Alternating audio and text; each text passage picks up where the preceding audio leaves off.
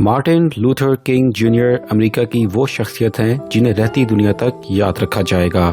शहरी आज़ादी के अलमबरदार और सियाह-फाम अफराद को उनका हक दिलाने के लिए जो मुतासरकुन किरदार उन्होंने अदा किया, उसकी मिसाल नहीं मिलती। आज से करीब 60 साल कबल अमेरिका में सियाह-फामों से गुलामों और नफरत पर मबनी रवैया रखा जाता था। अवामी मकामात, रेस्टोरेंट्स, यहाँ तक कि पब्लिक ट्रांसपोर्ट में भी सियाह-फामों को सफ़ेद-फामों के साथ बैठने की इजाज़त नहीं थी। डॉक्टर किंग की पुरअमन तहरीक ने हुकूमत और इदारों को अपनी पॉलिसीज बदलने पर मजबूर कर दिया। उनकी तकरीर और यादगार अल्फाज आई हैव अ ड्रीम आज भी लोगों के खून को गरमा देती है। I still have a dream. It is a dream deeply rooted in the American dream. I have a dream that one day this nation will rise up and live out the true meaning of its creed. We hold these truths to be self-evident that all men are created equal. 15 जनवरी 1929 को रियासत Georgia के शहर Atlanta में पैदा होने वाले doctor Martin Luther king junior ने 1955 में शहरी हकूक की एक तंजीम का आगाज किया। डॉक्टर किंग जिस रियासत में पैदा हुए, वहाँ नस्ली तफरीक उरूज पर थी। डॉक्टर किंग उस वक्त मशहूर हुए जब रियासत अलाबामा में एक सियाह फाम खातून ने सफेद फाम शख्स के लिए बस में निशिस्त खाली करने से इनकार कर दिया, जिस पर उन्हें गिरफ्तार कर लिया गया। डॉक्टर किंग और उनके साथियों ने इस पर भरपूर एहतजाज किया और 10 रोज तक सियाह फाम अफराद और उनके हामी सफेद फामों ने पब्लिक ट्रांसपोर्ट का बाइकाट किया। इस एहतजाज के बाद पब्लिक ट्रांसपोर्ट में इम्तियाजी सलूक बरतने की रिवायत खत्म कर दी गई।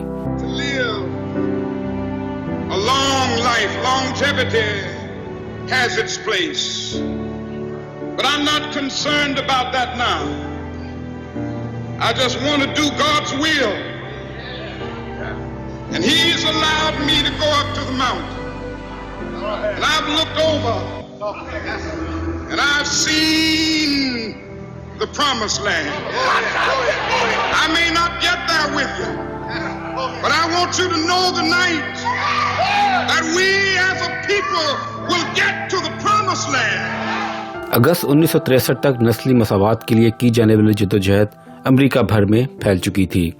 वाशिंगटन डीसी में एक बड़ा मार्च हुआ जहां 2.5 लाख से ज्यादा अफराद ने शिरकत की। डॉक्टर किंग ने अपने खिताब में कहा था कि एक दिन आएगा जब मासूम सियाह फाम बच्चे सफेद फाम बच्चों के साथ हाथ मिलाएंगे। डॉक्टर किंग को उनकी खिदमात के एतराफ में 1964 में नोबेल इनाम से भी नवाजा गया। When we let it ring from every village and every hamlet, from every state and every city, we will be able to speed up that day when all of God's children, black men and white men, Jews and Gentiles, Protestants and Catholics, will be able to join hands and sing in the words of the old Negro spiritual, free at last, free at last, thank God Almighty, we are free at last. Doctor king को 4 अप्रैल 1968 को शहर Memphis के एक hotel में गोली मारकर कत्ल कर दिया गया था। डॉक्टर किंग सैनिटरी वर्कर्स की हड़ताल में शिरकत के लिए वहां पहुंचे थे। उनकी हलाकत के बाद अमेरिका भर में फसादात फूट पड़े थे, जिस पर काबू पाने के लिए उस वक्त के अमेरिकी सदर को अमेरिका में इमरजेंसी नाफिज करना पड़ी थी। डॉक्टर किंग को एक पेशावर चोर जेम्स अर्ल रे ने कत्ल किया था।